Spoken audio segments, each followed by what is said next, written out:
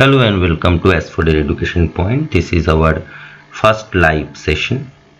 I promise to come live in front of you to teach data structure and algorithm. Actually, I was to be online on 17th, but due to some technical issues from our side, we are unable to be online on that particular day. But nevertheless, we will continue this live session uninterrupted through the next 5 days. Okay, and I hope that you will be supporting us. Now already we have got overwhelming response from you because our subscriber count is almost 1000. So this is only possible because of your support and love for us, and I think that it is now our turn to return something to you, and we decided to come up with this 5-day course on data structure and algorithm, and that will be taken live. So before I begin, I want to tell you that what I am in store, okay, for you in these 5 days. Now on day 1, okay, that is today, our point of discussion is what is data structure. Array is the simplest data structure, asymptotic notation, stack and its function, application and implementation, queue and its function, application and implementation. That means application and implementation of stack and queue. Now while I am proceeding, you can just type your questions in the comment section, and my representative will try to answer them, or I will be trying to answer them.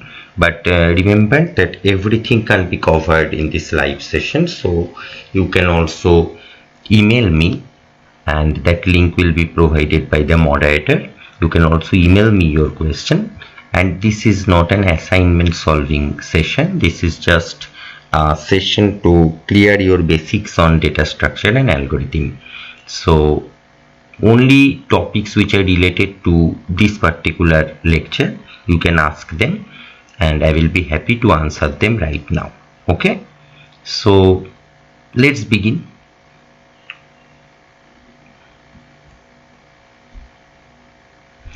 On day 2, okay, before starting I must also tell you that what is in store for the next 3 or 4 days, okay, in fact 5 days.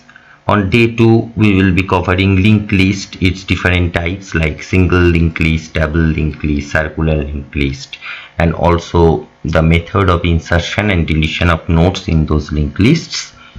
On day 3 I will be dealing extensively on sorting, and will cover bubble sort, insertion sort, merge sort, quick sort, selection sort, and heap sort. On day 4 we will move into linear and binary search. We will also cover a brief introduction on tree. Gradually we will move into depth first search and breadth first search, and finally we will move into the tree traversal like pre-order, in-order, and post-order.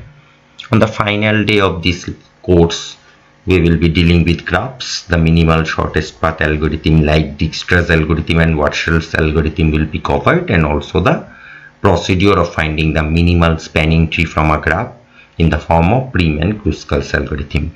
So without delaying or wasting much time, let's proceed on to today's agenda.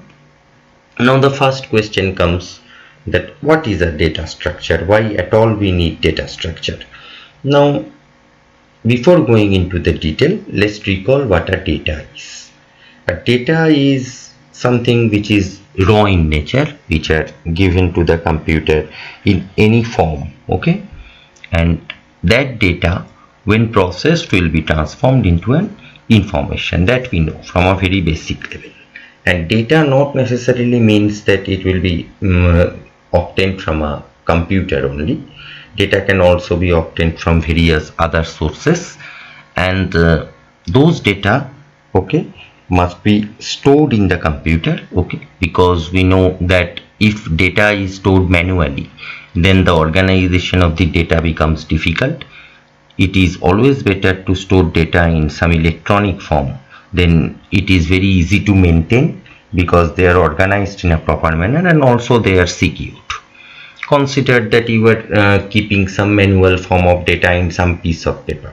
So what is the negative point in this? That paper has its own wear and tear.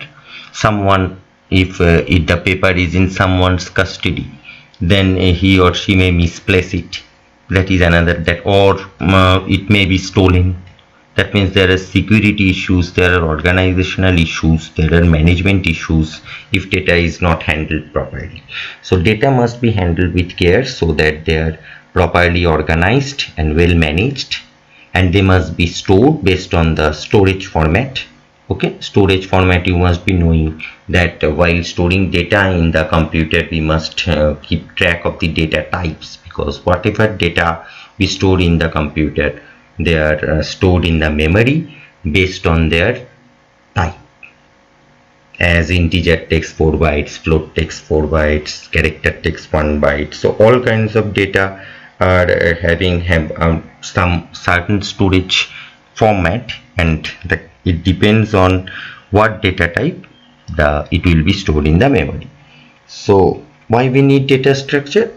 For well organization, management and proper storage of data, and also proper security of data.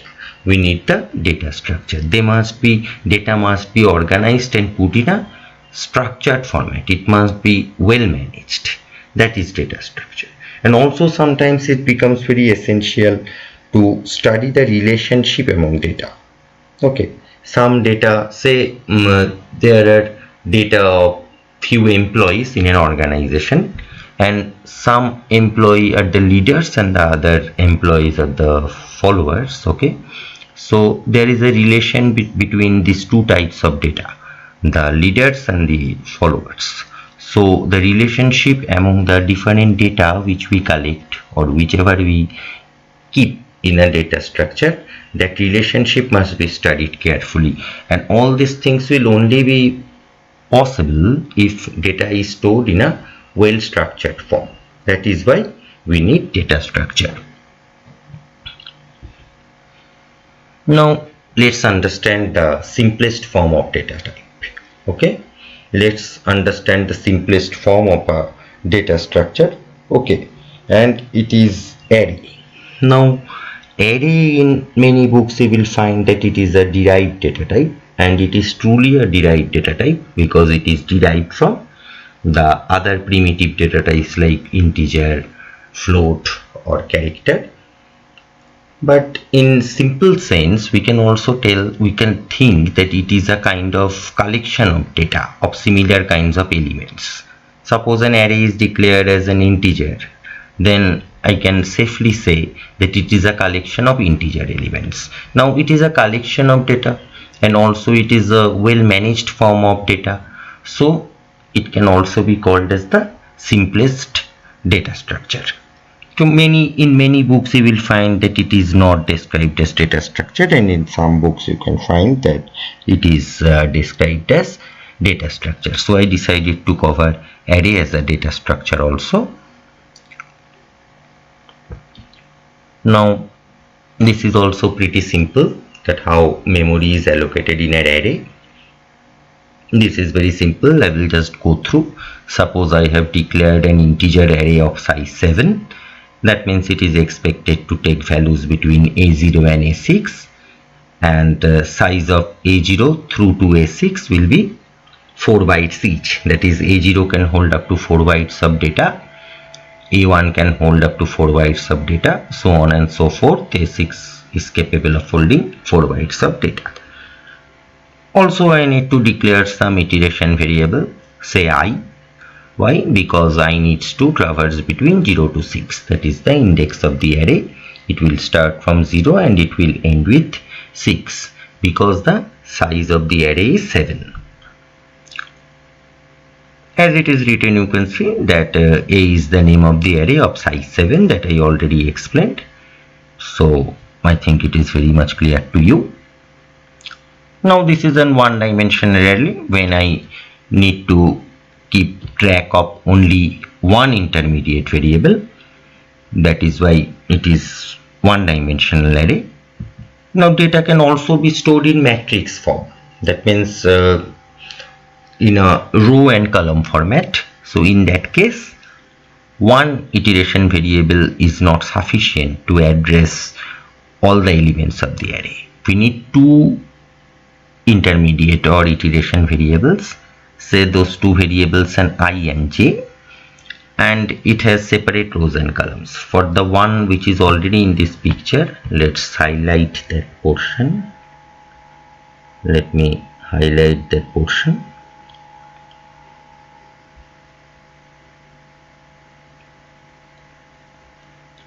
Since it is okay, it has elongated much. It is okay. At last I have got this pen. So let's highlight this.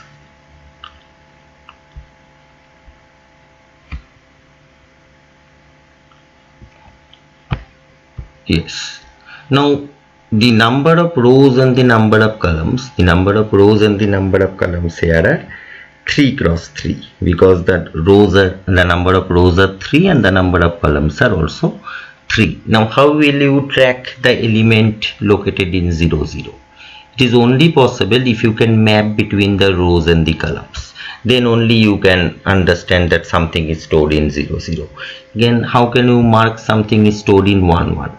If you can mark that the row number is 1 and the column number is also 1, then only you can identify the element which is placed in this 1 1.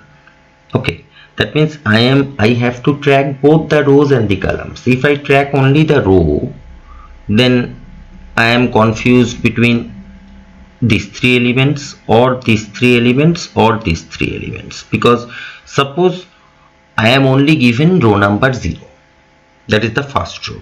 Then how can I be sure that which element I am referring to? Because it can be 0 0, it can be 0 1, it can be 0 2. Again, if I am given the row number as 1, how can I track the elements? How can I distinguish the elements, that whether it is in 1 0, 1 1 or 1 2? That means I need both. I need to track it through the rows as well as the columns. Now if I track both, that is the row number is 0 and the column number is also 0, then I can easily identify that the element in question is at 0 0. Similarly, if the row is 2 and column is 1, then I can easily identify that the element in question is located in 2 1. That means it is called a two-dimensional array because it has 2 dimensions, namely the row and the column. Okay, and I need 2 iteration variables to track them, because suppose one iteration variable I which is tracking the row and the other one is j which is tracking the column. So now I won't have any problem when I will do the practicals after a few minutes, then you can easily understand them. And regarding memory allocation, as you can see, they are stored in the memory in linear fashion. That is, first 0 0 0 1 and 0 2 are stored in memory, then 1 0 1 1 and 1 2 is stored in memory. If you observe the color carefully in the slide, you can understand that this, what color I will say this, okay, maybe light red or something. So that color is given first, then the apple green, and then the sky kind of color. Okay, so they are identifying the mapping of the rows and the columns, and they are placed in linear fashion. That is how the elements are stored in the memory also in case of two-dimensional array. Okay, and after few minutes we will move into the practicals, then these things will be explained in a much better way also. Now let's come to the asymptotic notation. Okay, now just look at these diagrams. You can find that there are 2 functions, namely the fn and gn. Okay, in figure 1. Okay, note this portion, that is a, whichever I am highlighting, and if you look this graph x versus y, you can understand that there is a function called fn and there is also a function called gn. And what I want to mean in this, okay, I want to mean that Fn lies between C1Gn and C2Gn. Okay, from this picture it is very much clear that C2Gn is greater than Fn and Fn is in turn greater than C1Gn. Or in other words, I can say that Fn lies between C2Gn and C1Gn. That is, it is tight bound in between C2Gn and C1Gn.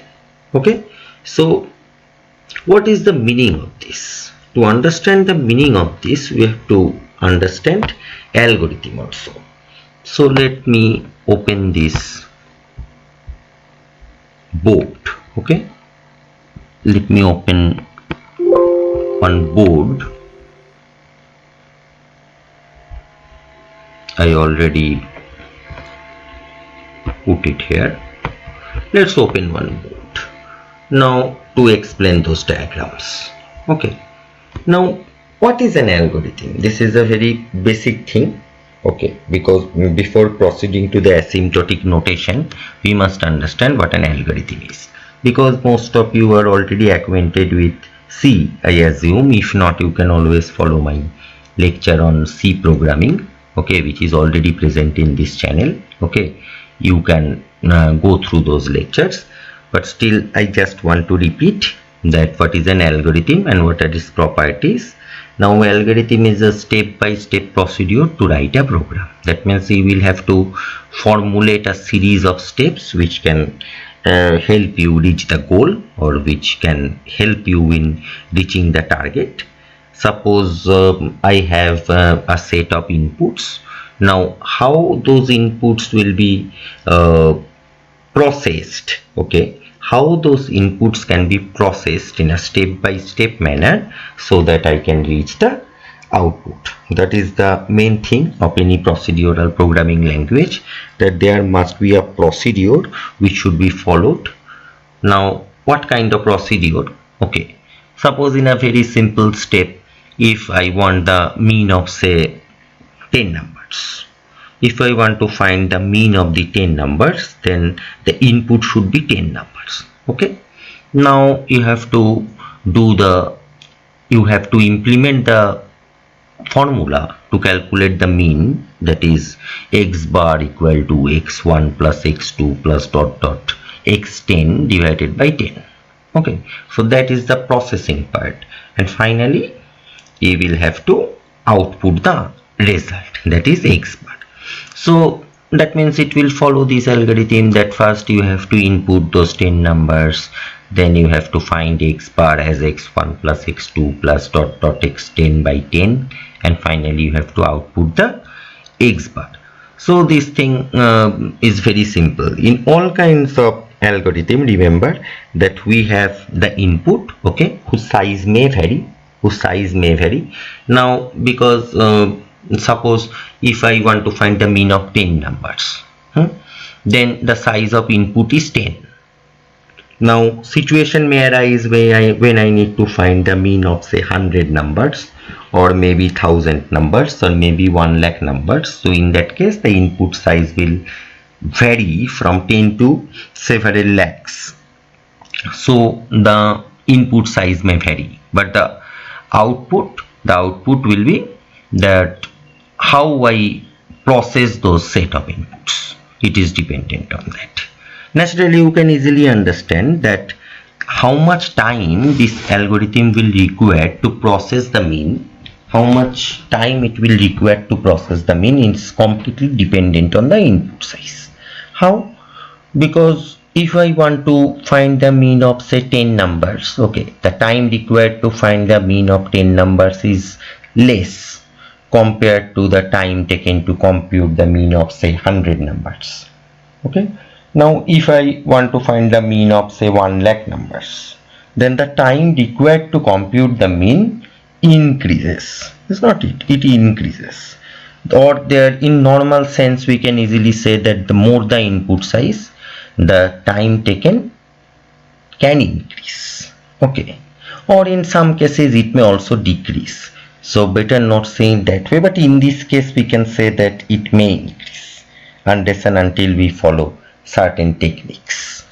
Now those techniques must be implemented, because our target is that the time should not vary much with respect to the size of the input. That should be the main target of the algorithm analysis and design, because if the input size increases and the time also increases, okay, in a much higher factor, then it will be very difficult to use that or put that algorithm in practice, because to find the mean of 10 numbers, we will not be using a computer, right? So even if the time required is less, we are not interested in it. We will only use computers when computation becomes difficult, that is, the size of the input increases. So if with the increase in the size of the input, the time also increases manifold, then what is the purpose of using an algorithm? Because the main purpose of using an algorithm is not only to solve the problem, but also to solve it efficiently. Within a finite time. Because if I cannot solve the algorithm or solve the problem within a finite time, then there is no point in using a computer.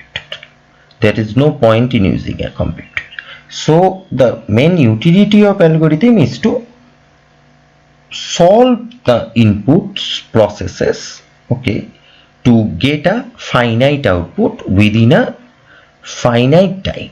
It should not take infinite time, when we are unable to predict that when we are going to get the answer. That unpredictable behavior is not allowed. So we will try to predict that how much time an algorithm is going to take, okay, given the size of the input. And that is algorithm analysis, that when we are given a certain set of input, and we will try to find out that how much time the computer may require to process those inputs to give us a finite output. So that must be assumed beforehand. That is the number 1 point. And the number 2 point is that with the increase in the size of the input, the time required to compute the result of the algorithm should not increase in an exponential manner. It should not increase at a very fast rate. It can increase, but it can increase in a finite rate, or in certain cases when we progress in the course, you can understand that it may not increase as much as the size of the input. That is, it will be well within our control. And when our output is computed within a controlled amount of time, that means we can say that our algorithm is efficient. Now, how we calculate the efficiency of an algorithm? Let's draw one diagram. Okay, follow this board carefully as I draw the XY axis of this graph.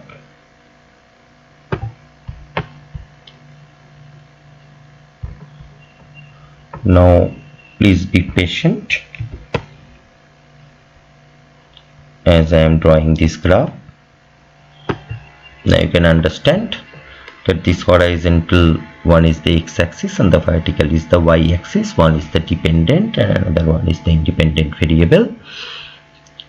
So suppose with the size of the input, the algorithm has a behavior called fn, and it looks like something like this. Suppose the behavior of the output of the function is something like this as per my diagram. Suppose it behaves something like this. This is fn and this is the time, or this is the relation of the function, that how much time it is going to take. to compute the output. Suppose it is given by this function. It can be say n log n plus c, but c is a constant. It can be 3n square plus 2n plus 3, that is a quadratic function. It can be 3n plus 3, that is a linear function. So how the function will behave, that is dependent on what kind of algorithm we will write, or what is our prospective solution to solve the problem in question. So based on that, the time taken, the expected time which the algorithm may take to compute the result, okay, it will follow a certain mathematical function, we assume that, which will be asymptotically dependent. Okay, it must be asymptotic behavior, because it cannot decrease or increase at a rapid rate. At a particular finite amount of time, it will be monotonous in nature, that is it will not vary much, that we are assuming. Okay, that is, it is a monotonously increasing function. It is not that it will take a sharp turn for a given set of inputs. So the function is given by, it can be anything. It can be linear, it can be quadratic, it can be logarithmic, it can be exponential. Okay, that the time taking is given by a function fn that we are assuming. So let's mark this as fn. Let's mark this as fn. Okay, this is fn. Now suppose there is some gn, we are assuming that, let's mark this with some other color.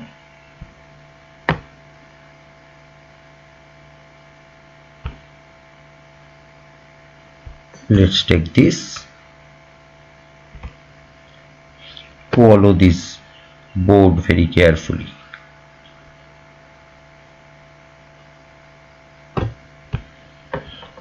Now suppose the curve which I have drawn in green, that is cgn,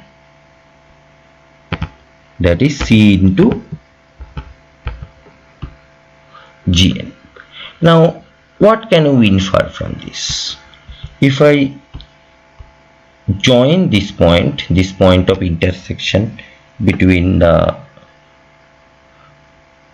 green and the blue part, okay, this green and the blue part, and let's mark it as n0.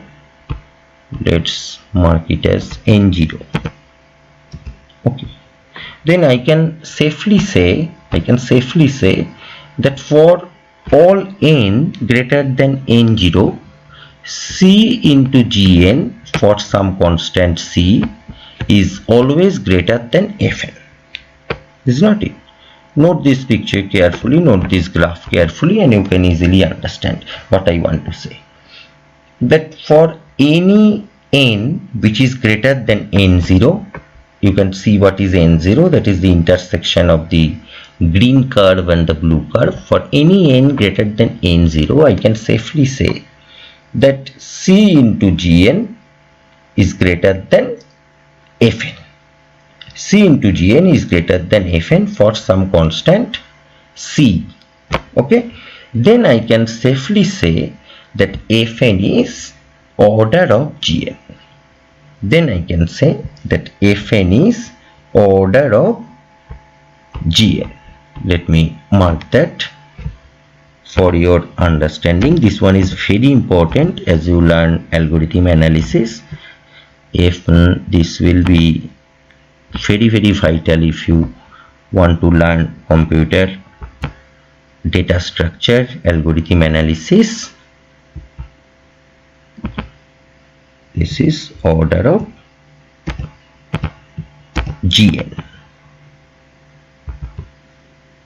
Let me close this bracket also. Now what is the criteria for fn to be order of gn? For some finite value of n0 or for some finite input size n which is greater than n0, fn must be smaller than C into G, C into Gn, where C is a constant. Okay, now C is a constant, we have to find some value of C, okay, such that C into Gn is greater than Fn. And if it is possible for some value n0, for all n greater than n0, if we can find some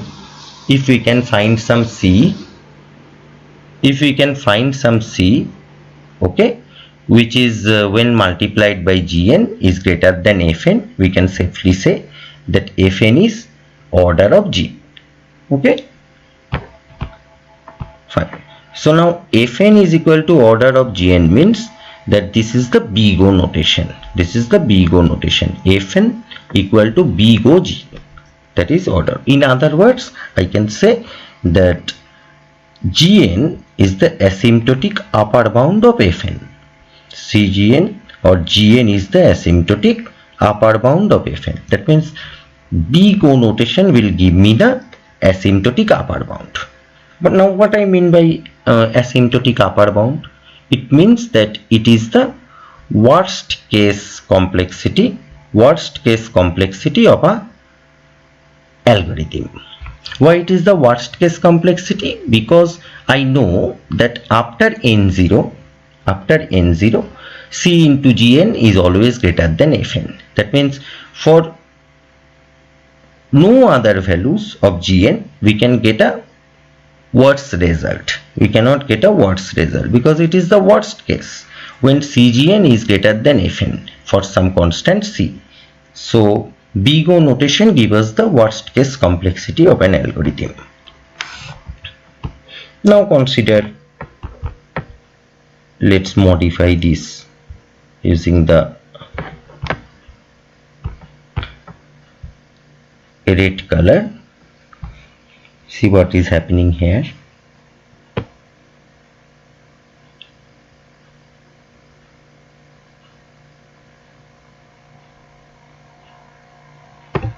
If something like this happens, then what happens? Again you can see that for n0, this one is, let me mark this as Cg2. Okay, before I explain, let me mark this red curve as C2 into Gn. Now if this is C2 into Gn, we have to make this as C1 into Gn. Now note this carefully. Now what happens after n0? Now what happens after all n greater than n0? After all n greater than n0, Fn will be tight bound within C1Gn and C2Gn. Is not it? From the curve it is very much clear that for all n greater than n0, C1 into Gn is greater than Fn, which is in turn greater than C2 into Gn for constants C1 and C2. For constant C1 and C2, C1 into Gn is greater than Fn and Fn is in turn greater than C2 into Gn. Okay, that means Fn ranges between C1Gn and C2Gn, or in other words, Fn is range bound between the function C1Gn and C2Gn. Now this will be called, in such a case we will call Fn will be theta of, I don't know whether I will be getting theta here.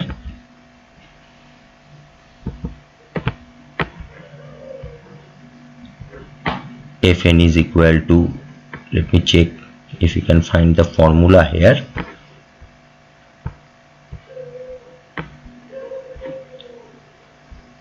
This will be, I'm not getting that here, in fact. No issues, just make it theta.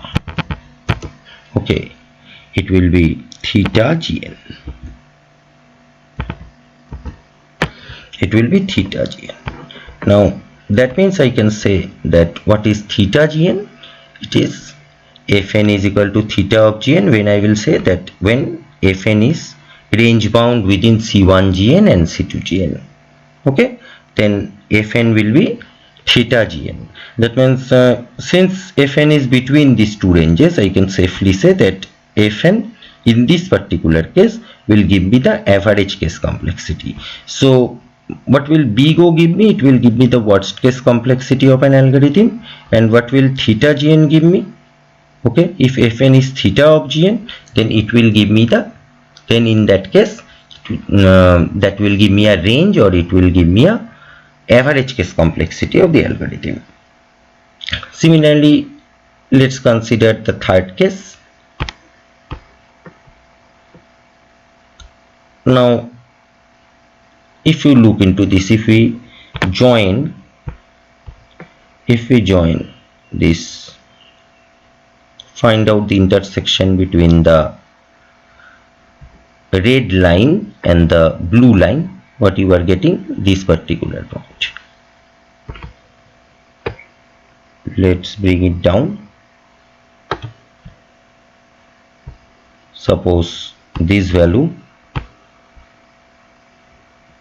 is some n01. Okay, now if I carefully see what happens for all n greater than n01 for the blue line and the red line, you can see that the red line is below the blue line. Okay, for all n greater than n01. So in that case, I can safely say that Fn is greater than C2Gn for all n greater than n01. I can safely say that.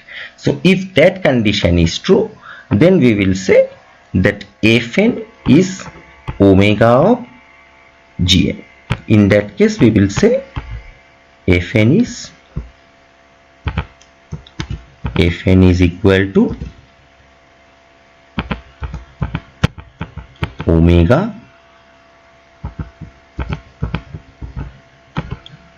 Gn. Now what does omega Gn means? That C2Gn is always less than Fn. So it will give me the best case complexity of an algorithm. So omega Gn, if Fn is omega Gn, that means it will give me the best case of an algorithm analysis. It will give me the best case scenario, because in all such cases the time Fn is always greater than C2Gn, okay, for some constant C2. So that will give me the best case analysis. So to summarize, BGO, okay, will give me the worst case scenario. Theta Gn will give me the average case scenario, and omega Gn will give me the best case scenario in case of algorithm analysis. And mathematically we can say that for BGO, for all n greater than n0, if this is true, then I can tell that Fn is order of C1Gn, and it satisfied the inequality that Fn must be less than equal to C1Gn. Okay, and also for the best case, it must satisfy the inequality that Fn must be greater than C2Gn. Okay, and for the asymptotic tight bound, Fn must range between C1Gn and C2Gn. In other words, Fn is less than C1Gn and it is greater than C2Gn. Now let's hide this board.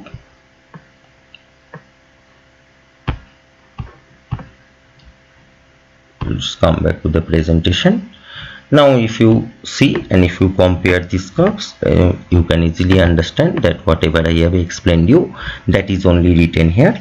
So in algorithm analysis, you can understand that with the increase in input size, okay, the time analysis we are interested in, that how much time the algorithm is actually needing to complete the finite number of steps.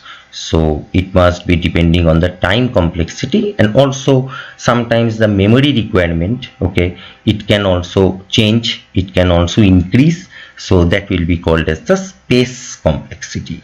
So that is all about the time and space complexity. And the analysis of algorithm mainly deals with the how much time and how much space the algorithm requires to compute or process the inputs to give me a desired output.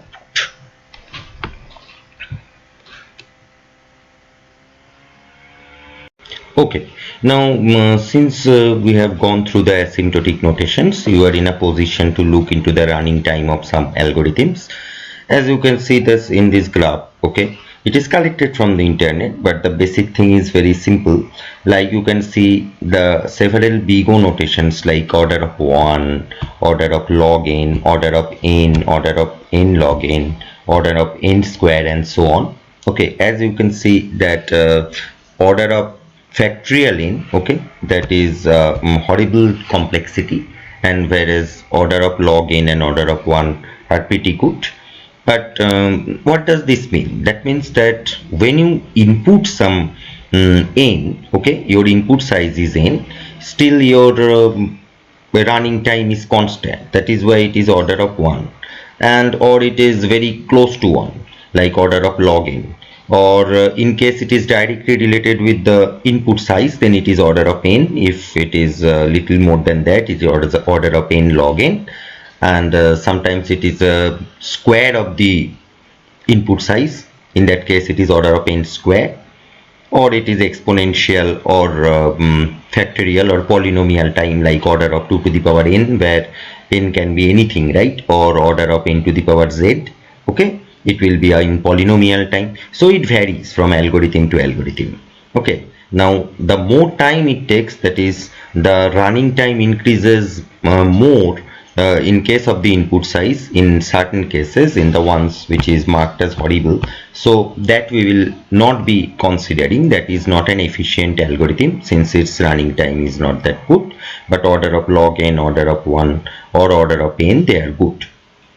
So they are directly related on the input size. Okay, so for example, say order of log n, this kind of algorithm is binary search, or order of n, you are learning a simple for loop.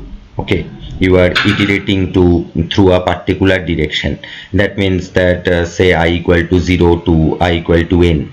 So that for loop will be executed n number of times, so that running time will be order of n. Again, say merge sort, that is another algorithm. It is order of n log n, okay, or say bubble sort, it is order of n square. So this is how, these are the examples of these running times, that how this algorithm running time varies with the size of the input size n. Okay, now let's move into the stack. Now what is a stack? Consider an example. Let me open the board again for you. Let us open the board. Take a new one, or let me erase this, not an issue. Suppose I have this kind of a structure. I have few numbers. Okay, I have not selected the line, I think so. I have to select a line first. I have selected the line. Now let's consider this is a line. Its value is certain, say maybe 4 or 5 or c. Now let's make a stack like structure 3 or 4. Now you can understand that I am inserting the lines from bottom to top. That means gradually I am piling up the lines one above the other. Okay, one above the other. This can be any image. This can be a pack of cards. This can be a set of books. This can be lines or anything. Now what happens? See, if I want to suddenly take out a book from a pack of 10 books piled one above the other, then what will happen? What problem I am going to face? that the last book which I am going to take, if at all I try to do it, then all the books may fall over because one book is placed above the other book. So in this kind of structure, it is very difficult to take out any element or any commodity, in our example book, from either the top of the stack or from the middle of the stack. But it is very efficient if we want to remove the book from the stack from the top. Then I can easily remove the first book, then I can remove the second book, then I can again insert some other book into the stack. So that means what? That this kind of structure is last in first out. That means whatever element I will be entering at last, I will have to remove that element first. Now consider that there are several numbers here. Suppose first I have inserted 4 here. Okay, now let's insert another number here. Suppose this is 10. Again, suppose I am inserting another number, say 11.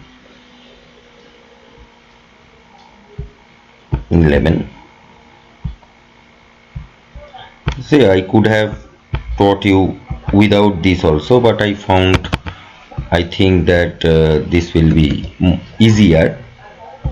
So that is why you can visualize the structure in a better way. So I am using this, nothing else. If you can understand in some other way from the book example, that is well and good. Now suppose I have inserted the elements within this kind of a structure in the order that first I inserted 4, then 10, then 11, then 13 and then 15. Now if it is a stack like structure, that is it is a LIFO structure, to remove 13 I have to first remove 15. If I want to remove 11, then I have to first remove 15 and 13, then only I can remove 11. But it is not possible to remove 4, okay, suddenly from this kind of a structure, because this structure is last in first out. Okay. This structure is a stack like structure. You cannot remove the element just without following any rule. You have to follow the last in first out rule. That means whatever element you will be inserted at last, you can only remove it first. Okay. So this is a stack. Now you insert at the top of this stack. Okay, you insert at the top of the stack and you remove from the top of the stack. You insert at top, you cannot insert anything in between, and you remove from the top. That is, you cannot remove anything from the stack like structure without removing the top. First you remove the top, that means the current top. Again I want to clarify this point, that if you want to remove 10, then you have to first remove 15, 13 and 11 in order, then only you can reach 10 and you can remove it. Okay, you cannot just remove 10 from this kind of a structure. So this is a stack. Now the operations to which are actually performed, or which is permissible within this kind of a stack like structure, is that, okay, they are push and pop. Now what is push? When you want to insert anything into the stack, that is a push operation. When you want to remove an item from the stack, that is a pop operation. Okay. Now this stack must be of a finite size. The stack cannot be of infinite length, is not it? The stack must be having a finite size. Say the stack of the size of the stack is 10, then you cannot insert the 11th element. Now if a programmer if an user happens to insert or push the 11th element, then there must be an error. That error is known as the stack overflow error. Okay, that is the stack overflow. That means stack is already full, you cannot insert anything, you cannot push any element further into the stack. If you try to do it, then you will get the stack overflow error. Similarly, say the stack is already empty, I have already removed all the elements of the stack, Okay, like in this case 15, 13, 11, 10 and 4, everything is removed, but still the user has the user is trying to remove another element, that is pop, calling the pop function again when the stack is already empty. So that will give rise to another error that is known as the stack underflow error. That means you are trying to remove an item from the stack when the stack is already empty. That kind of error will be called as the stack underflow error. So 4 things we need to keep in mind. That is, first, that how we implement the push function, next how we implement the pop function, then there must be a provision to check that whether the so that the stack overflow or the stack underflow error does not occur. Okay, there must be a provision to check those kind of things. So these are the things we need to keep in mind while implementing a stack. And also the very vital point is that you can only insert at the top of the stack and you can remove from the top of the stack. That's it. Now this stack has many implementations. Okay, now if you want to check that what are the why will I learn stack, what in where practical cases do we use this kind of a data structure. Now we use this kind of data structure when we are implementing some memory stack, like in operating system, you know that there are different memory positions, okay, memory locations, and that memory is maintained in the form of a stack. That is, there is one memory location, above it there is another memory location, above it there is another memory location. Okay, so all the items are stored in the form of a stack data structure. So the foremost implementation of stack is in computer organization, in memory management. Okay, now if you go through the slide, okay, it is clearly written that stack is a container. Okay, it's last in first out, it follows last in first out principle, which I already explained you. Then it is a limited access data structure. Okay, and see why it is a limited access data structure, because the reason I have already explained you there, that elements can be added and removed from the stack only at the top. Okay, only at the top, that you can only insert element at the top and you can remove element from the top. And next thing is the push function, which adds an item to the top of the stack, and the pop removes the item from the top, that is insertion and deletion. Okay, if you go through this then you can easily understand that what that push and pop. You see that each time an element is added at the top, and whenever I am calling the pop, element is removed from the top only. And remember, it is not mentioned here, but as I told you, there must be 2 conditions which have to be checked, that is stack overflow and stack underflow. When the stack is already full, you are trying to insert something or push an element into the stack, it will give you the stack overflow error. And when the stack is already empty but still you are trying to pop something from the stack, it will give you a stack underflow error. There must be the provision made by the programmer while implementing a stack data structure. Fine. So again, the stack application, as I told you, that it helps in memory management, as most operating systems work in this way. They implement stack as a data structure while managing the memory and memory locations. And the other utility of stack or other application of stack is expression evaluations. Now expression evaluations are postfix, prefix and infix. Postfix, prefix and infix. I will explain you what is postfix, prefix. Okay, it is very easy, all of us know. Suppose this is an expression a plus b. A plus b is an expression. Now you can see that what is a plus b. Plus is the operator and a and b are the operands. Now when the operator is placed between the operands, okay, that is the infix. That means the expression is actually infix, prefix or postfix based on the placement of the operator. Now when the operator is placed in middle, when the operator is placed in middle, like in this case it is a infix expression, or while learning C program you are acquainted with, say, I++ and ++i. These are very common increment operator, or minus minus and I minus minus.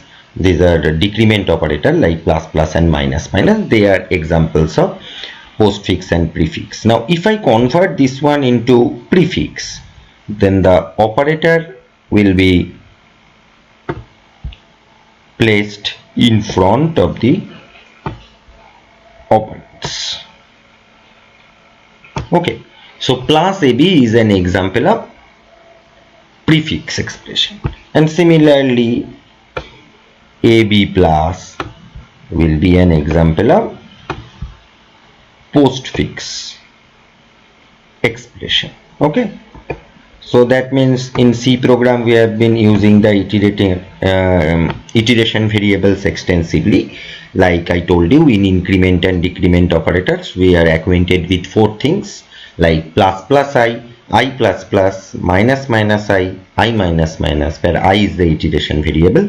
So they are nothing but postfix and prefix. So as you know that ++i will be evaluated, that is I will first be incremented and then it will be updated, and in I++ that first I will be updated and then it will be incremented. So this is the difference between ++i and I++. If you still have any doubts on this, you can follow my lecture on operators in C, which is already posted in this channel. Okay, you can go through it. But the main thing is that how this kind of expression is evaluated using a stack. And remember that when the operator is and it is fully dependent on the relative placement of the operator. If the operator is placed in between the operands, it is infix. If it is placed before the operands, it is prefix, and if it is placed after the operands, it is postfix. Okay.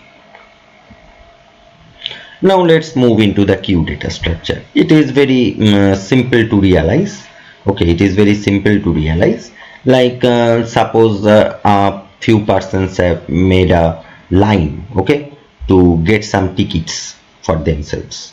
It can be for a movie, it can be in a railway platform, or it can be for any purpose. So what is the general norm? The general norm is the person who is standing in front of the queue, he must be getting the ticket first. So he is coming first, that is why he is getting the ticket first. That means it is just opposite of stack, that is it is not a LIFO structure but a FIFO structure, that is first in first out. That means whoever is coming first is expected to get the ticket first. That means he came first, he is the first one to get the ticket and leave the queue. That is why it is first in first out. Okay, so what is the difference between the queue and the stack? That first difference is that it is a FIFO structure, unlike the stack which was a LIFO structure. And the other major difference is that when an element is removed, okay, when the element is removed from a queue, it is always removed from the front of the queue, and whenever an element is added into the queue, it must be added into the back of the queue or the rear side of the queue.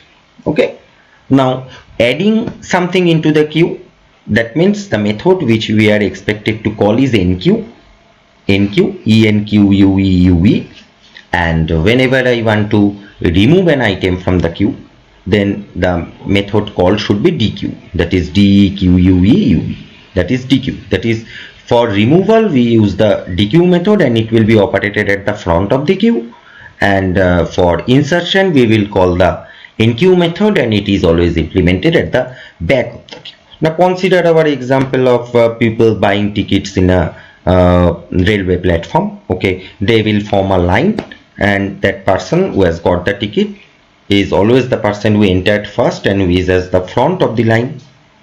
And as soon as he gets the ticket, he is removed from the queue, or in other way we can say that he leaves the queue. Okay, and whenever a new person who wants a ticket enters the platform, he stands at the back of the queue. Okay, that means if that person is newly added into the line, and that is NQ, and the person who already got the ticket was in the front of the line, and after getting the ticket he is removed, so that is DQ. That is as simple as that. And as you can understand easily from this example, that it is a FIFO structure, that is whoever entered first will be leaving first, unlike the stack that whatever or whoever is entering at last will be leaving first. Right? Now queue has many applications. Okay, like suppose there are a lot of jobs. Okay, lot of people within a network. Okay, they are trying to access a printer. Now those printing jobs will be stored in the printing buffer. Okay, in the printer buffer in the form of a queue. Okay, because the job will be completed in a serial fashion, because the printer cannot take up two different print jobs at the same time. What it can do, it can always allow the next job in the queue. Okay, it can only add that second job to be done in the queue, because at a time the printer can print only one request from a particular user. Okay, and provided the printer is a shared printer, as I told you that it is a network printer, so many people are trying to access the same printer. Say person 1, person 2, person 3, 3 persons are trying to access the shared printer at the same time, but the printer is incapable of handling the job, okay, concurrently. Then what is the solution? That there must be a printing buffer which is maintained by the printer driver. Okay, that buffer will be holding all the job requests within the queue, and as one user has finished printing, then only the next job in the queue will be taken up. Similarly, CPU task scheduling, you know, that is part of operating system, but CPU also does the same thing, because you know that at a time only one process can access the critical region, so other processes will be waiting in the ready queue in the form of a queue data structure. So as soon as one process is being executed, it is taking up the system resources, the others will have to wait, and as soon as one process is completed, it frees up the critical region, then only the next process in line in the ready queue that will be executed. So these are the technical implementations of queue as far as our computer is considered. Okay, then again, see, in real life scenario, see, I have put up an example here. What happens in a call center? You are calling to your service provider, your phone service provider, your telecom service provider. What happens? You are calling the customer executive. They can put your call in hold because they are running out of executives who will be taking up your call. Say all your customer executives are busy. So what is the way out? The only way out is that the people who are trying to get through the call, okay, they must wait, because that person or those persons cannot take up the call of two people at the same time. Okay, that is a serial job. So as the request of one customer is fulfilled, then only the request of the next customer will be taken from the queue. So these are the few examples of, there are others also, as I have already explained, handling of interrupts. Okay, that is another example. So queue has manifold implementations in real life, and as far as computer organization is considered, okay, queue has several implementations. So both stack and queue have practical implementations and applications. So we must learn this kind of data structures very well, and our concepts of stack and queue and simple programs to implement them, we must be well aware of that. So that's all in the theoretical part. Now before I conclude, I decided that there must be some practical part into this course. So I am using Cguin terminal to execute C programs, because that is the best way. I find it very useful to run C and C++ programs. Okay, it is mainly GCC based compiler, and unlike Turbo C, which has limited support for Windows 10, I find Cygwin very useful. It is a way better compiler, the GCC compiler you can get here, so you can follow. I have also made one lecture on how to install Cygwin in your machine, so you can follow that in this channel only. You can follow that and you can install Cygwin and try out your C and data structures program. So let's move into a particular directory where I have actually put up the programs for today's class. So after the LAs, these things are there, that what are the programs which I have already written beforehand to take this class and to demonstrate the various theoretical concepts which I gave you a few minutes back. Now let me demonstrate a simple program on array. Let's open this sumarray.c file.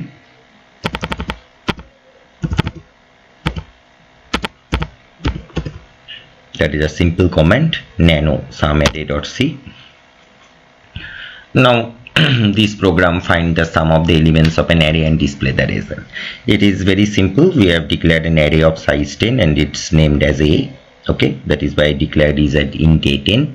It is an integer type of array. Since it is holding 10 integer elements, we can call it as the simplest data structure.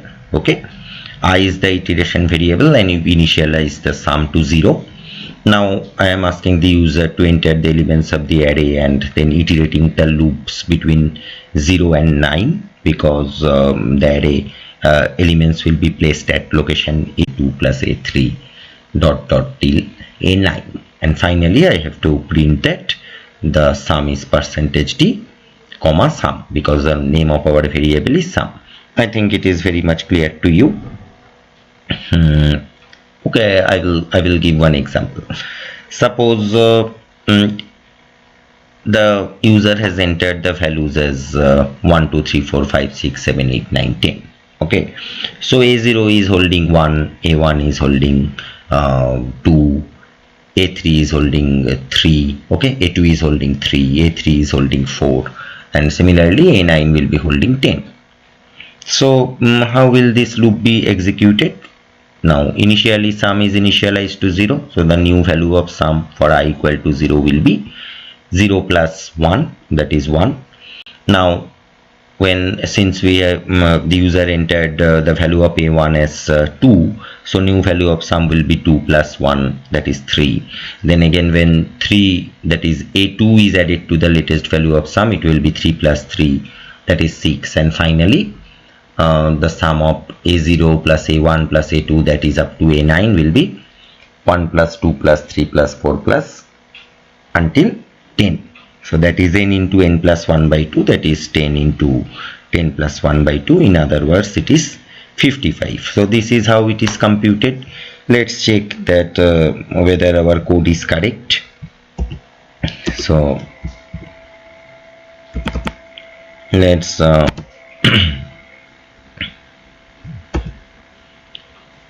let's compile this using the simple GCC command, GCC sum array.c. then we create the object file as -o sum array, and let's check. Okay, so our program is compiled. We can easily run it using /sum array. Now as per my example, I am inputting the values from 1 to 10, and the result is as expected, 55. So this program is made for any values of n whichever user entered. Okay, their sum will be outputted. Okay, so that is how an array works on a very simple note. Okay, if you have any questions, you can always ask me now. Okay, I will try to explain it, and also you can related to this tutorial, you can post anything on the comment box. Okay, I will try my best to do something. Okay, sorry, please excuse. Now I will move into the next program, which I discussed as 2D array. Now how a 2D array operates, just check nano 2D array dot c.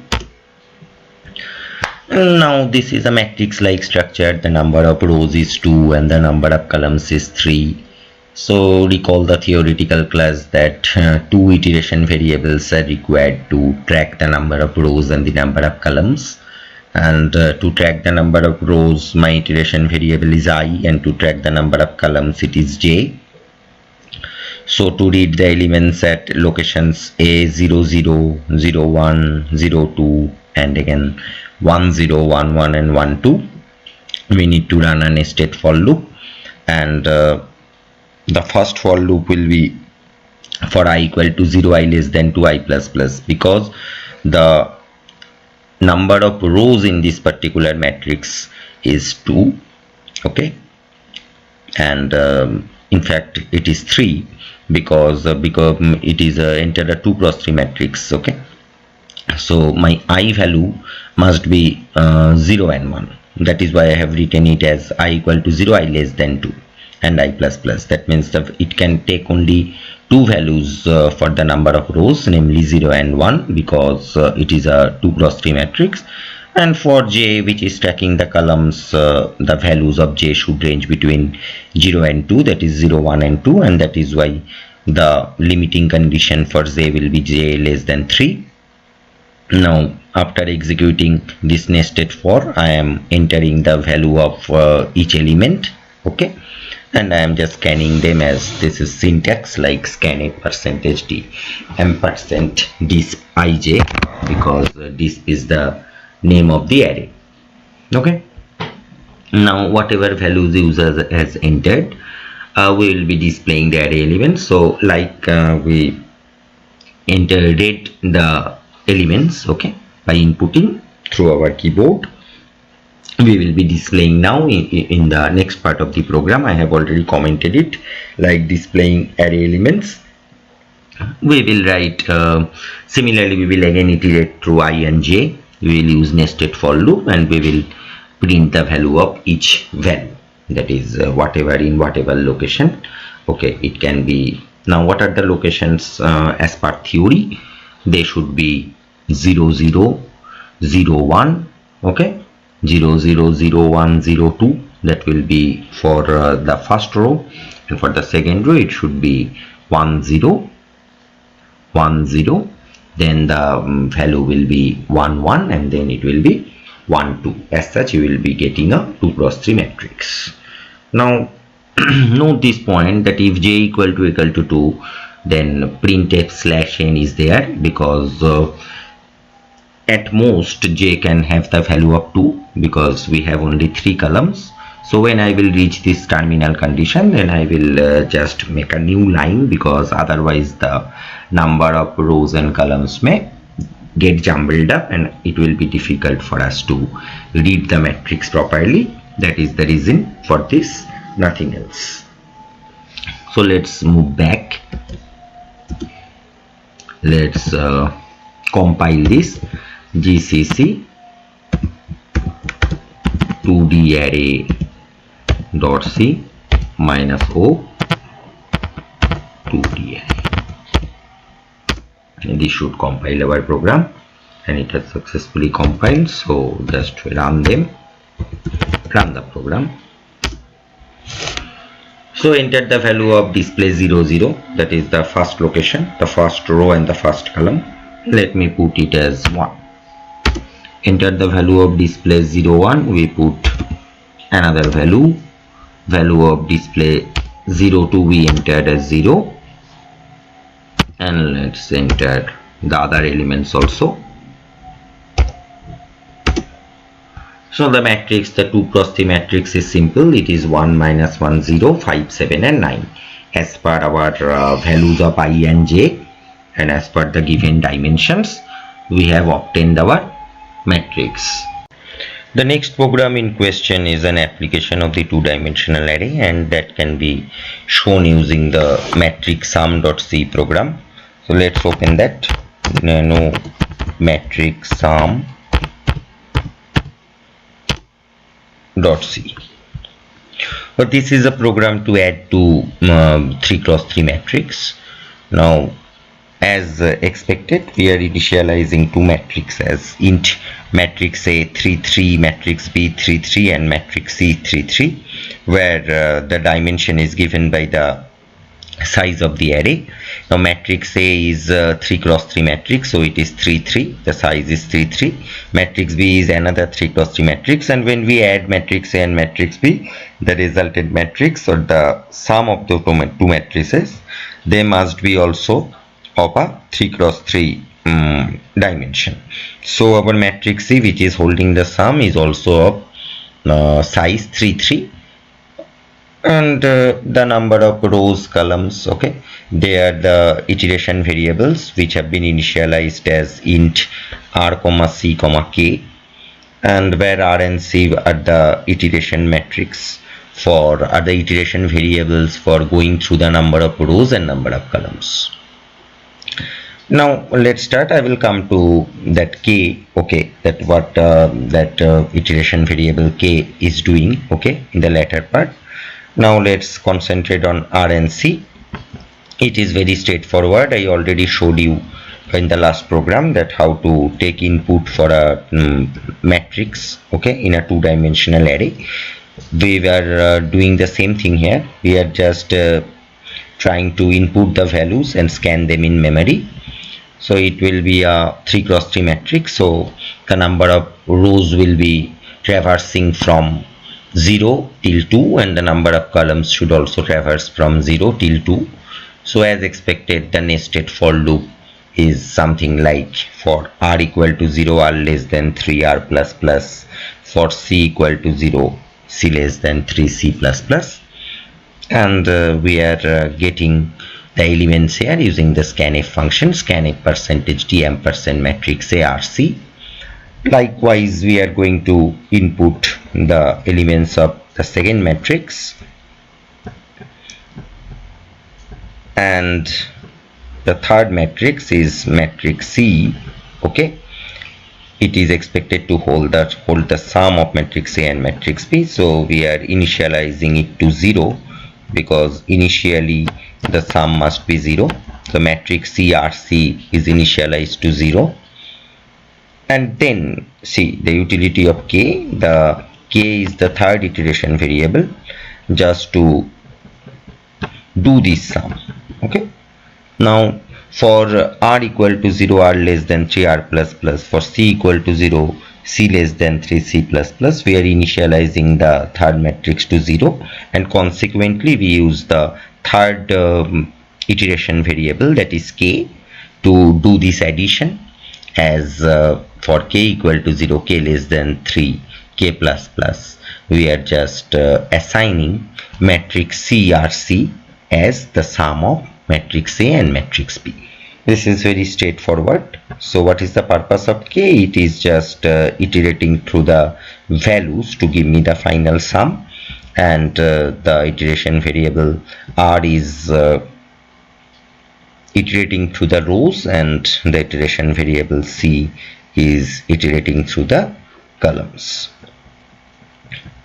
Finally, again, I already showed you that how to find the output, okay, how to display the matrix, okay. So our purpose is to display the addition matrix, so we will again traverse it using the iteration variables r and c, and we will print the values of matrix C as printf percentage d matrix C RC. So that will be printing all the elements of matrix C, and the printf backslash n, that is just for a new line, so that we do not get jumbled of the number of rows and the columns. They must be separated, right? Because if the rows and columns get jumbled up, then it will be difficult for us to mark them. So if I run this program, the program will be even more easier for you to understand. So let's compile and run this. We will use the simple command gcc matrix sum dot c minus o matrix sum. So what is the object file here? The matrix sum file. That is the name of the object file. Our program has already compiled successfully, so we will try to run it as dot slash matrix sum. Enter the first element, okay, of the first matrix, that is at location 0 0. So I think that there is nothing to explain here, but still I will just go through. The first element of the first row and the first column will be mapped to element 0 0, so we are just entering a value. The second element in the second row for matrix 1 will be 0 1, so let's just put another value. Again the first row second column, okay, the third column rather, it should be 0 2. We are putting another value. Now we should move into the second row, and naturally it is 1 0, which will be mapped to row number 1 and row number 2 and column number 1. So that value is element 10. We have to input it. Let's input it as 5. Similarly, I am not wasting much time here. I am just inputting. I hope you are understanding this. If not, you can ask me. Now as such, the first 3 cross 3 matrix has been entered by the user. Now it's the turn for the second matrix. Let's enter it manually, each element mapping to the particular address, that is mapping against the row and column of the second matrix.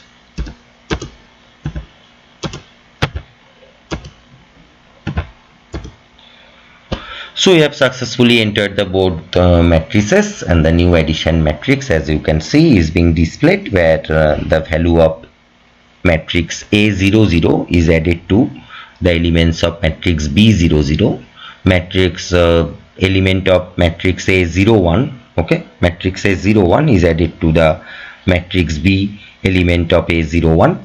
So it is very simple. Still you can also check it from the screen, that what should be the value of element 00 in the resultant addition matrix. It should be 4 minus 1, that is 3, and it is 3, as you can also already see here on the screen. Minus 1 plus 9 should be the value of A01 in the resultant matrix, that is 8. Similarly, it should be 0 plus 8 for element 02. Likewise, if you verify, you can easily see that it is the addition of the matrices A and B. If you have any question, you can tell me. I will answer them. Okay, now the last 2 programs, okay, this may be new to you, because these programs will be implementing a stack and a queue. So let's implement the stack program first. Nano stack .c. As you can see that this is a C program to implement stack. Okay, stack is a LIFO data structure. As I already told you a few minutes back, that the most important things which we should keep in mind in stack is that it is a LIFO structure, that is last in first out. You can only operate at the top of the stack, that is to insert anything you must insert at the top, and to remove anything from the stack you should remove from the top only. You should not access any other elements, or in this data structure there is no provision to access anything without accessing the top of the stack. And also the operations for insertion and deletion, we will be using the functions push and pop, push for insert operation and pop for deletion operation. And finally there will be a third function to display. The display function will be displaying the values or the content of the stack at any point of time. So let's explain this now. Stack is a structure. Okay, it is a structure, so I have declared stack as a struct stack. That means it is a stack is a data structure whose type is struct. Why it is struct? Because it is having a structure having two different elements. See, the first element is the int stack, okay, that is an array which will determine the size of the stack, and the other variable is the top, because we have to keep in track of the top all the time, because you know all the operations are at the top of the stack. You cannot access any other element. Remember, I am emphasizing on this point again and again. So you are type defining this struct okay, as stack stack. Okay, now again we are creating stack s to access the elements. Okay, we are just defining the push and the pop function.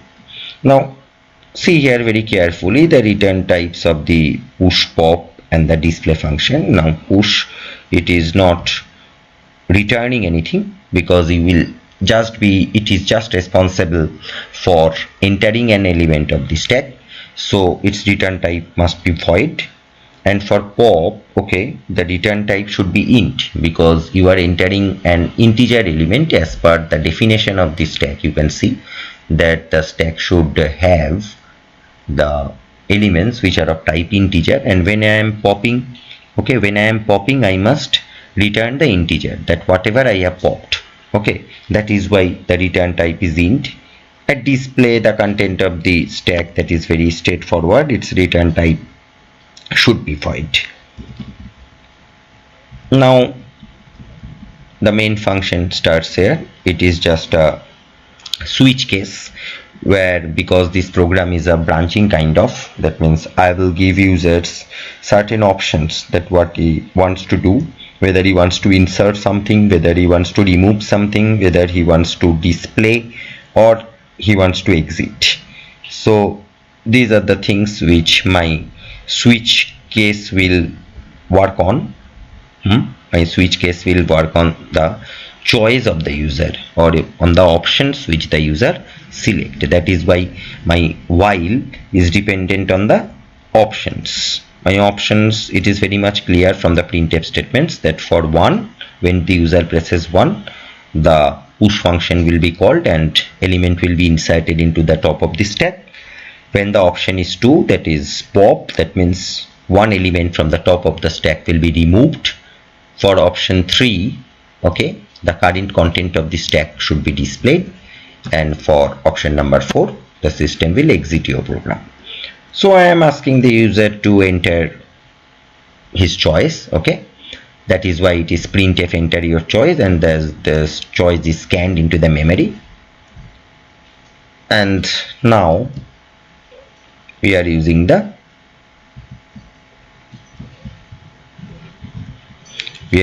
switch case. That is why I am writing it as switch choice, because choice is the variable which the user may have entered. And case 1, as I already explained you, for case 1 the push function is called, for case 2 the pop function is called, for case 3 the display method is called, and for case 4 we are just returning because we are exiting. Okay, now I am asking the user that whether he wants to continue or not. Okay, based on whether he wants to continue, we will execute this loop again and again. That is why if the user has entered 0 or 1, depending on that, we will be calling the options again. Okay, we will get that. That is why our while loop was taking the variable as while option, and the user has given 0 or 1. So based on that option, that switch case will be called again and again. Now check that how we are implementing the push and the pop functions.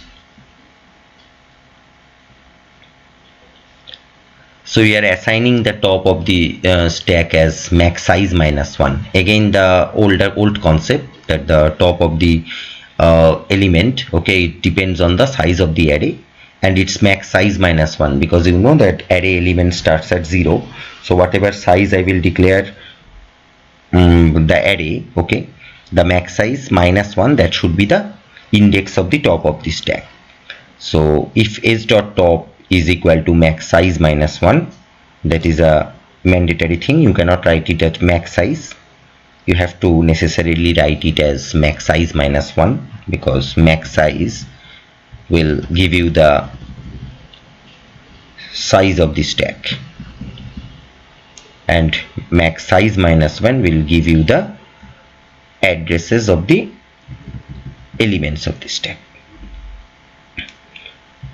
Now if when we reach the top, the value of s dot top should be max size minus 1. So if this condition is fulfilled, then we will mention that the stack is full.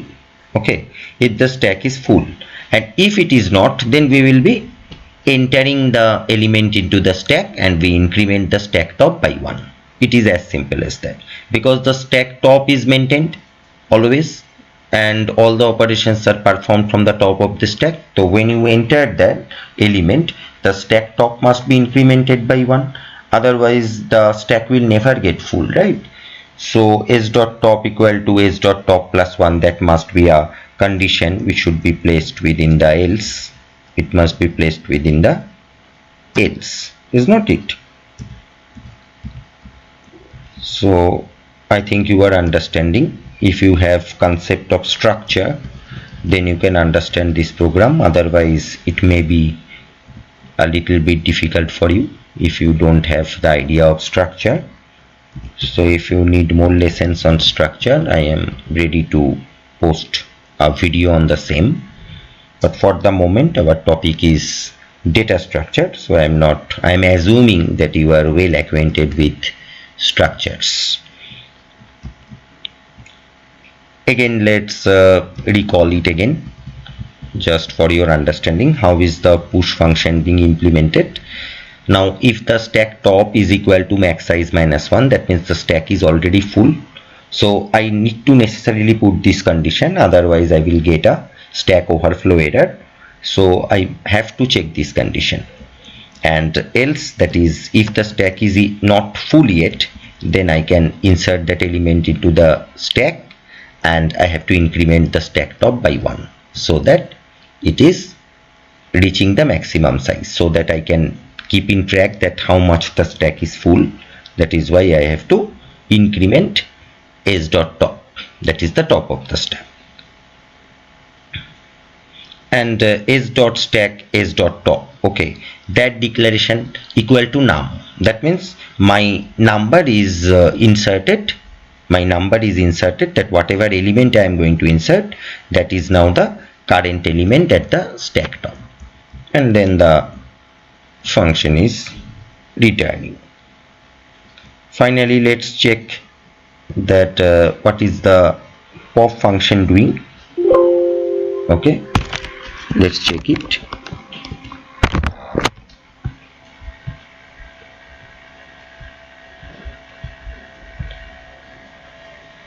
The pop function, it is actually returning some integer value.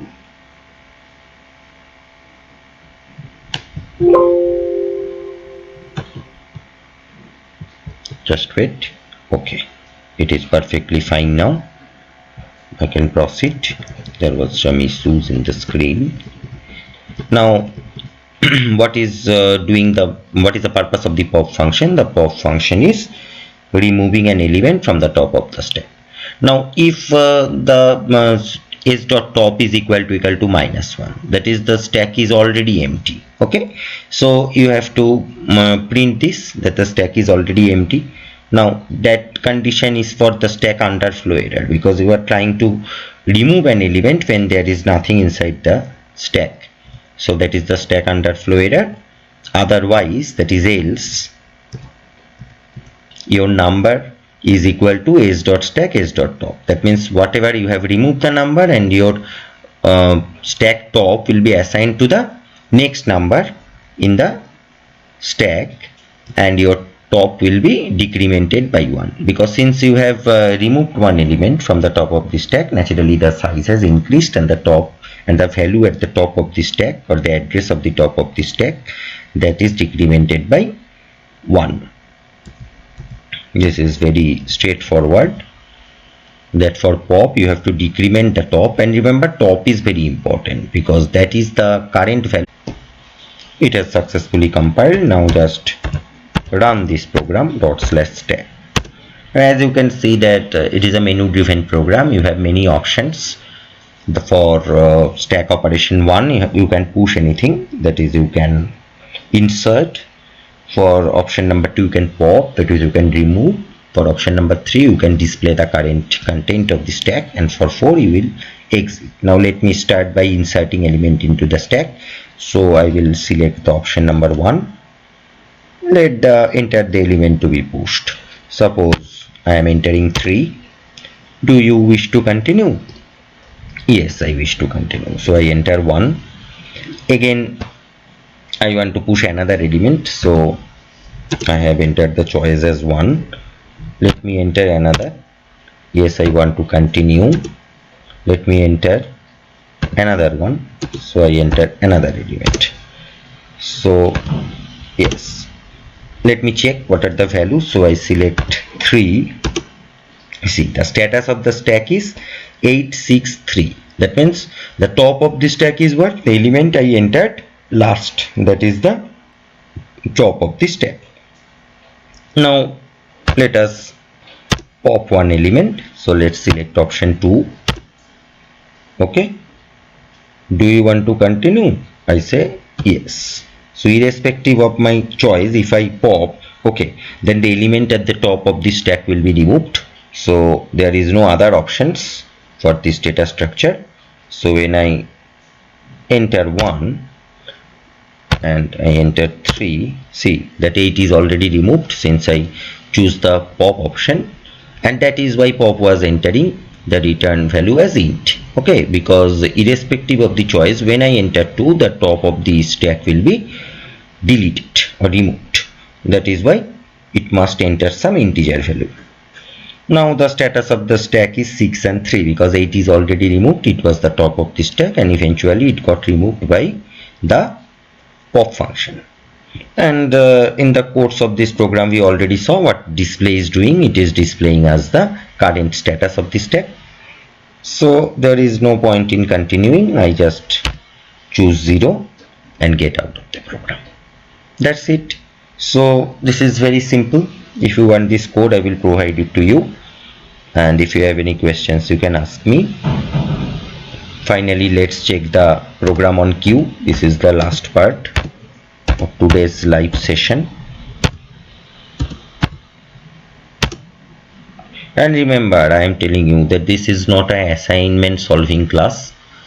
I don't solve assignments, so don't send me your assignments here. Only ask questions which are relevant to this topic. If you ask for assignments, it is beyond my ethics to solve your assignments. I can't do that. I can only teach you the basics and I can give you an idea how you solve your assignments, but I will not solve it for you in this platform, at least.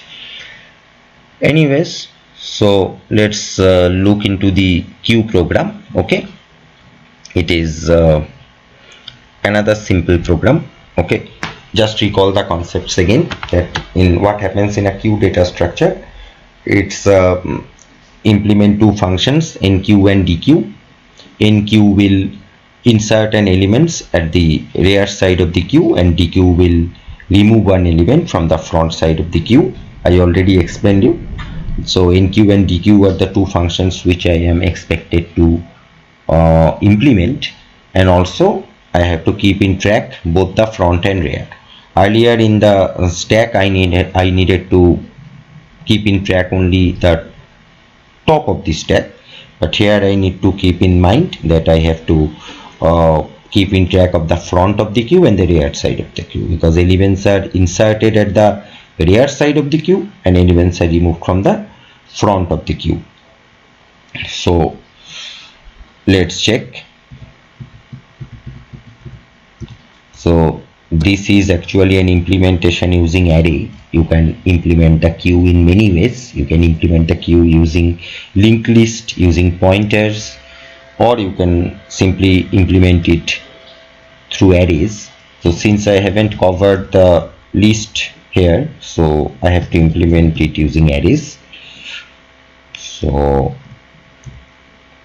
the same thing, that you have to find the options that printf, insertion, deletion, and display and exit. Enter the choice, okay, and you are getting the choice from the user. So your switch statement will be switch ch, because the name of the choice variable is ch here in this program. Okay, now if the rear side of the queue is equal to x, okay, now what is the value of x? X is the size of the queue. Now if the rear side is equal to x, that means what? That the queue is already full, is not it? There is nothing you can do about it, because you cannot enter any new elements, or you cannot implement the enqueue function here, because the rear is already equal to x, and x is assigned to, the value of n is assigned to x. And what is the value of n? As you can see that n is the size of the queue, okay, because you declared it as int qn, and already the size of the queue is defined as n5. As you can see, hash define n5, that means the value of n is 5, the size of the queue is 5. So if the size of the queue, that pointer is equal to rear, that means the queue is already full. Otherwise what you do, you enter the element and increment the rear by 1, that is ampersand q rear plus plus. That means what? The index at q rear is incremented by 1, because my rear side is added by 1. Why? Because one element is entered at the back side or the rear side of the queue. You know this very well, that element must be entered from the back of the queue. So the pointer at the last element of the queue, that is the rear, okay, that is incremented by 1. And if front equal to rear, that means there is nothing there in the queue. There is nothing there in the queue. In other words, the queue is empty, because the front and the rear match. There is nothing called the front and rear, both are same. That means there is no element. Otherwise we have to delete, and you know from where we delete? We delete from the front side of the queue. So when we delete from the queue, the pointer at the front of the queue, that is incremented by 1, because queue front, that is the front of the queue, that is the front of the queue. When I remove something, that is when I delete something, then we delete from the top. That is why it is queue front plus plus, okay, queue front plus plus.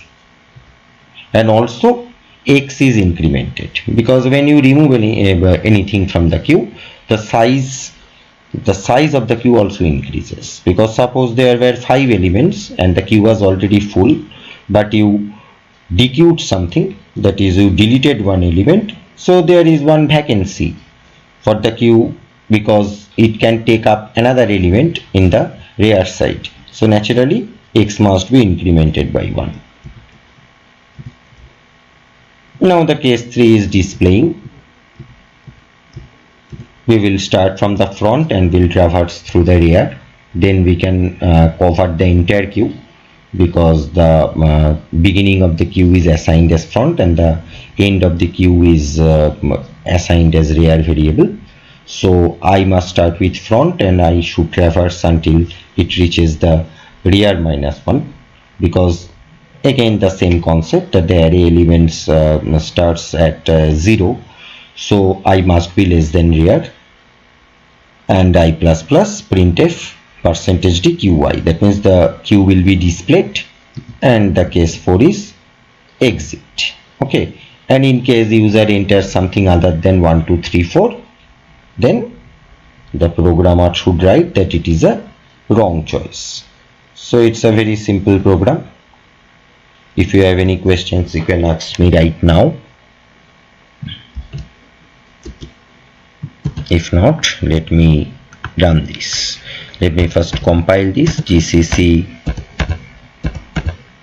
q.c -o q. That should compile our program. Yes, it is compiled. So let's run this /q. So let us insert some elements. The first element we insert is 4. Remember, the size of the queue should be 5 at most, because we already defined it in the program. Now enter 5 elements.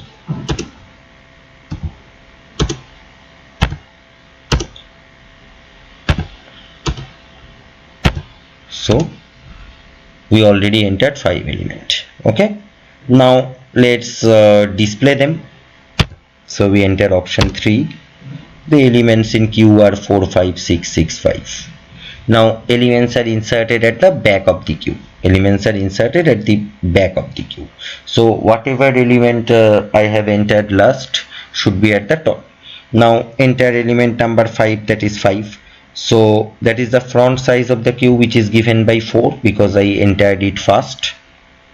And for the 5th element I entered 5, so it should be the last element in the queue. So what is front currently holding? Front is holding the value as 4, and what is rear holding? Rear is holding the value as 5. Now when I insert something, it is added to the rear side, remember.